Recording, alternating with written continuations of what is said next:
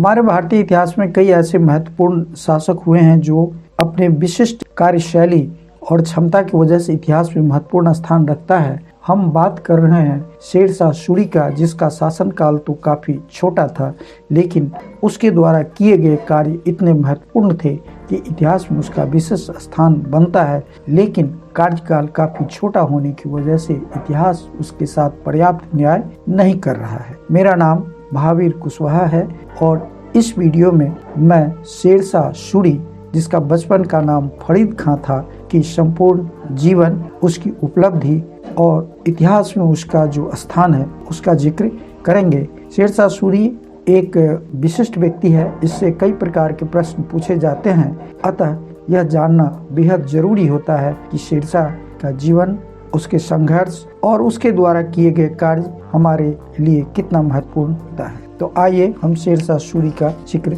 करें। शेरशाह भारतीय इतिहास में अपना एक विशेष स्थान रखता है। वह एक कुशल सेना नायक, बुद्धिमान, रणनीतिकार और महत्वाकांक्षी शासक था, जिसने अपने छोटे से शासन काल में हिंदुस्तान की तस्वीर बदल दी थी। उसे अकबर का पूर्वगामी भी कहते हैं, क्योंकि शेरशाह के द्वारा अपनाया गया इस शासन प्रणाली को अकबर भी अपनाया और आगे चल करके मुगल साम्राज्य को महान बनाया। शेरशाह के जीवनी लेखक कालिका रंजन कानूनगो लिखते हैं, शेरशाह का शासन भले ही 5 वर्षों का रहा हो, लेकिन शासन करने की बारीकी और क्षमता, मेहनत, न्यायप्रियता, निजी चरित्र के खड़ेपन, हिंदू और मुसलमानों के साथ लेकर चलने की भावना, अनुशासन प्रियता और रणनीति बनाने में वे अकबर से कम नहीं थे। यह कालिका रंजन कानूनगो का कहना है। अब हम देखेंगे शेरशाह का आरंभिक जीवन। शेरशाह के बचपन का नाम फरीद खां था। उसका जन्म 1486 में हुआ था।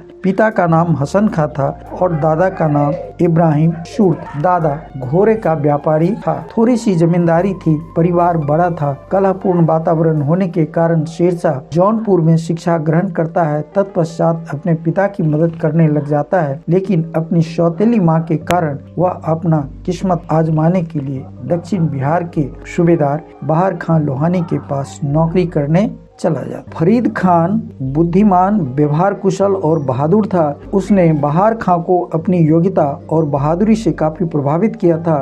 उसने एक शेर को मारा था। बहार खान लोहानी शेर को मारने से इतना प्रभावित हुआ कि उसने फरीद खान का नाम शेर खां कर दिया और उसने उसे अपने अल्पवयस्क बेटे जलाल खां का संरक्षण भी नियुक्त किया। अब इस प्रकार से अब फरीद खां का पोजीशन थोड़ा सा बढ़ा और फरीद खान से वह शेर खान बन गया। लेकिन बहार खां के जो अन्य वफादार अफगान सरदार थे, उनको ये बातें पसंद नहीं आई और शेर खां जल्दी ही षड्यंत्र का शिकार हो गया और वह बहार खां की नौकरी छोड़ करके मुगल की नौकरी करने चला गया। मुगल के साथ वह 1528 में चंदेरी का युद्ध भी लड़ा था। शेर खां मुगलों के साथ 15 महीने तक काम किया था। इसी बीच उसने मुगल सैनिकों के गठन, क्रियाकलाप, युद्ध रणनीति और तोप संचालन का ज्ञान प्राप्त किया। इतना ही नहीं, उसने मुगलों की कमजोरी का भी पता लगा लिया। दिल्ली के ताज के सपने शेरशाह मुगलों के बीच रहकर ही देखा था। उसका ही कथन है,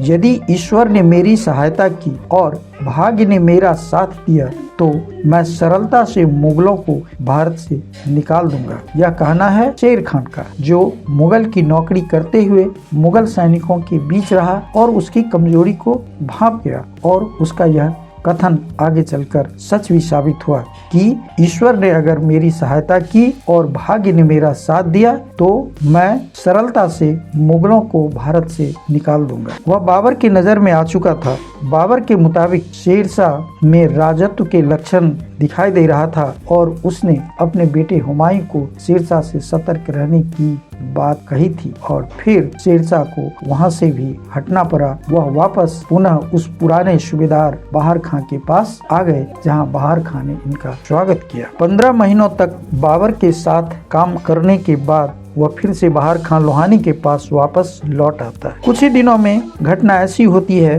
कि 1428 में बहार खान की मृत्यु हो जाती है। यह शेर खान के लिए एक टर्निंग पॉइंट था, क्योंकि बहार खान की मृत्यु होने के बाद उसका बेटा जलाल खान संरक्षण नियुक्त होता है। जल्द ही शेर खान बहार खान की विधवा दूदू बेगम से निकाह कर लेता है और इस प्रकार से वह दक्षिण बिहार का वास्तविक शासक बन जाता है। यह बात अन्य सरदारों को पसंद नहीं आया और जलाल खां को भी असहज लगा। अब यहाँ भी षड्यंत्र होने लगा और जलाल खां कुछ अफगान सैनिकों को साथ लेकर के बंगाल की ओर भाग गया और अब शेरशाह के लिए यह जगह सुरक्षित था और यह पूर्ण रूप से शासक बन गया। अब यह आगे अपने सत्ता विस्तार की बात सोचना शुरू कर दिया। इसी बीच शेरशाह ने हजरत आला की उपाधि धारण की। आगे की घटना कुछ इस प्रकार से होती है कि चुनार के किले का सूबेदार ताज खां था और उसकी भी मृत्यु हो जाती है। शेरशाह के लिए अच्छा मौका था। अब उसने फिर ताज खां की विधवा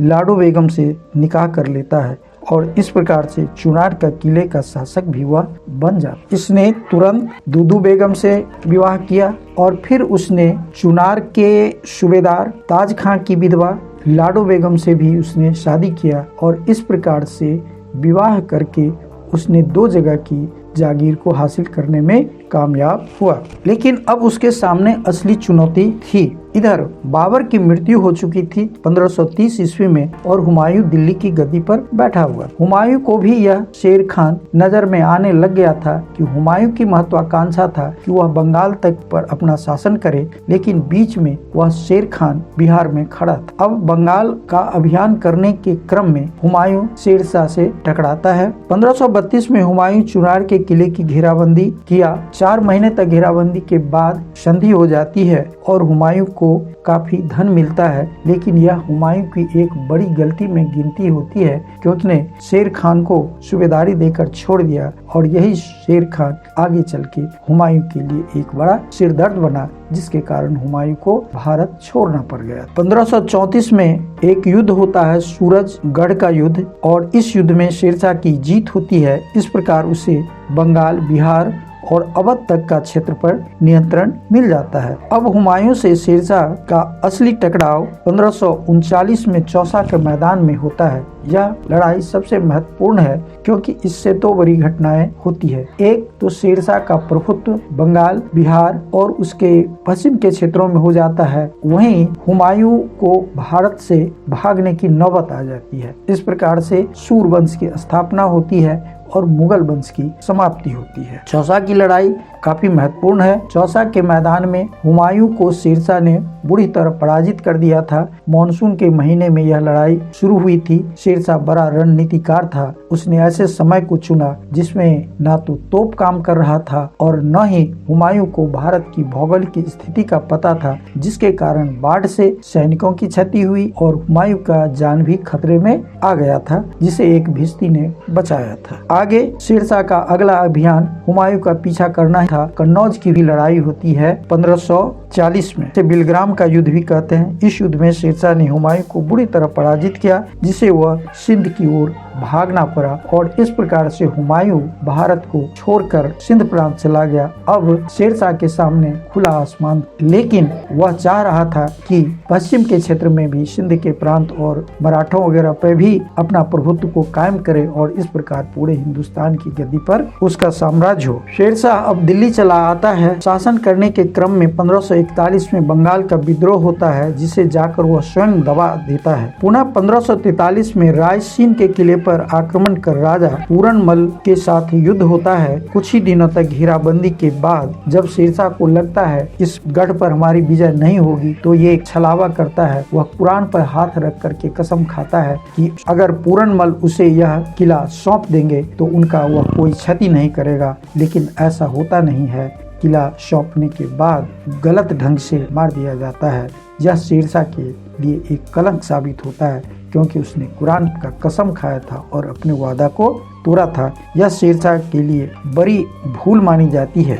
अगले ही साल 1544 में जोधपुर के क्षेत्र में राजा मालदेव के साथ भी ऐसी ही चाल चलता है। वह एक फर्जी लेटर तैयार करता है और उस लेटर में जिक्र करता है कि सूरजमल के सरदार शेरशाह से युद्ध करेंगे और वे कोशिश करेंगे कि सूरजमल को शेरशाह को सौंप दे, और यह पत्र उसके पास गुप्त रूप से पहुंचा दिया जाता है, जिससे घबराकर जो यह शेरशाह की चालाकी होती है, यहाँ भी जोरदार लड़ाई होती है। शेरशाह को काफी परेशानी भी होती है। हालांकि अंत में वह जीत तो जाता है, लेकिन वहीं पे शेरशाह का कथन बहुत ही महत्वपूर्ण है कि मुट्ठी भर बाजरे के लिए मैं हिंदुस्तान के साम्राज्य को खो बैठता। ऐसा वह इसलिए कहता है कि यहाँ काफी बड़ा संघर्ष हुआ था और संघर्ष के बाद उसे जो कुछ मिला वह बहुत ही छोटा था और स्थिति ऐसी भी थी कि वह हार भी सकता था। अगला और अंतिम युद्ध जो है वह कालिंजर का युद्ध है। कालिंजर के युद्ध शेरशाह के लिए अंतिम युद्ध इसलिए साबित होता है